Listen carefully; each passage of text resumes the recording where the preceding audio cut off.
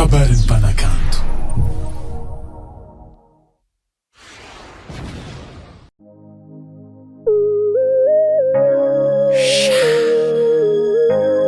Lino ry sanakandroy matsiary tany misy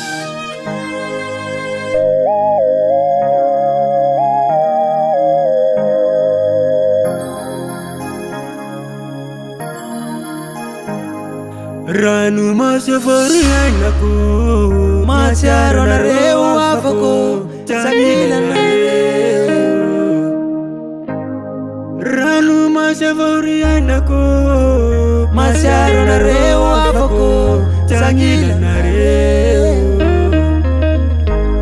rano nifamiliako sialanareo afitatiavatulahe masaka manirake simudaya Jetsanjwani yaraifali aminarewani ureyarayanareu avako sawa mapana tena nareu timetuave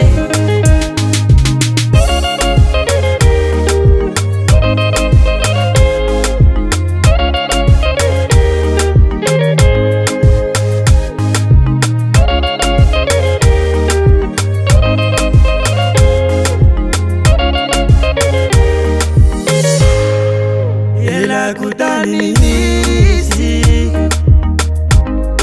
tereni sifanana voderi sivetialana rezo mama matikisa pasa tsadita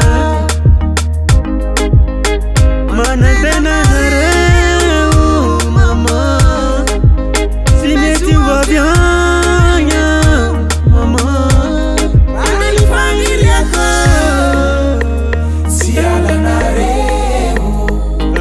Afitatiavatulahe masaka manirake simuda